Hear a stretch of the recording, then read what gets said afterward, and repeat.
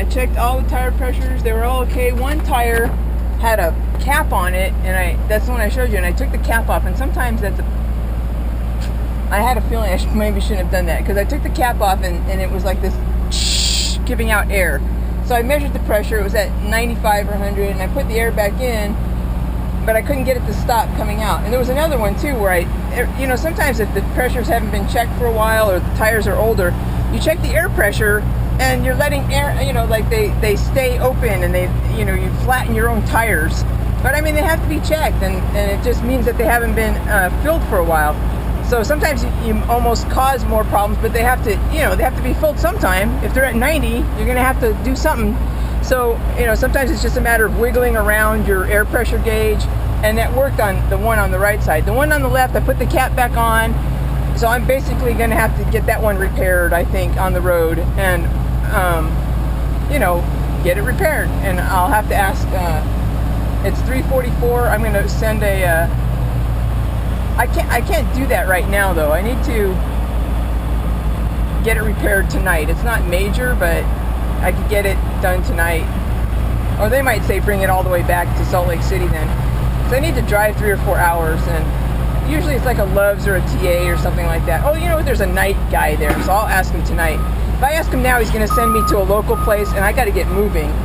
So I'm basically going to drive 4 hours knowingly on a tire that has an air pressure. 1 out of 8 tires has an air pressure of 90 psi or below. It's not, I guess that's technically flat, but it's enough to go, a lot. It's not enough to cause me to be down all night tonight just to get this thing repaired or not. Usually the tire repair places are very fast. Love's is good and TA is good. But I think our people prefer Love's. But I'll find out tonight. So you said, how do you choose your truck stops? Tonight it's going to be something that's about 4 hours away, and it's going to be either Love's or TA, because those have tire repair places with them, and not all of them do. So I'm going to specifically be looking for a truck stop that has tire repair tonight, and see if they could get this tire fixed on this thing. I mean, it's just like it's probably gonna maybe it's gonna be more flat by then, but it's okay now. I mean, I prefer it to be at 100, but at 90 I'll take it, and it'll be fine. It's not gonna do much. So that's tonight's choice. It's 38,000 pounds of frozen meat. That's pretty heavy, and I'm gonna slide my tandems. That's after I get out of here. I have to show them, to get out you have to show them your bill of lading. That's that thing, and that just tells you what's in here, and it's how you get paid at the end. It tells you how much you're shipping and what and where, and bill of lading. Got to keep it away from the cat. Jojo loves eating paper, so he's already eaten one of these, not all the way through, but enough to where I learned not to leave him out, so he eats them. So I'm coming up to the little guard gate here, Costco guard gate, and I'm going to check out. They're going to just let me through. Okay, that's cool. Oh, they just open up the gate. Cool. So, and then they're very good here at Costco.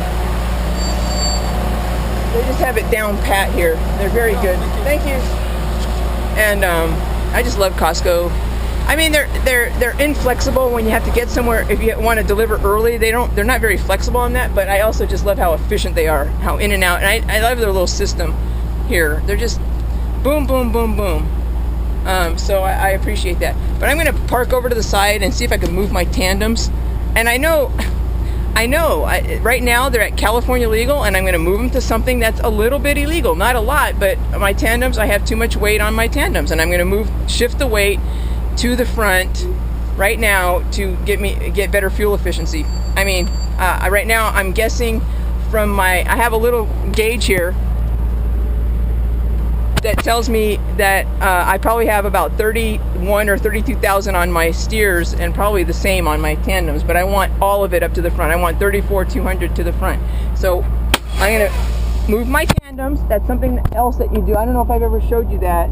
You have to pull up a lever back there, and I'm not going to do that right now because this is going to start to get really boring if you guys are already truckers.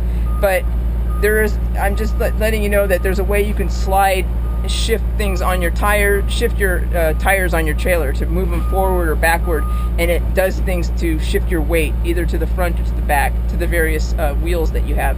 That's all I'm doing. I'm shifting my tandems right now to be, it's going to be slightly illegal in California, but it's going to be the best for fuel efficiency.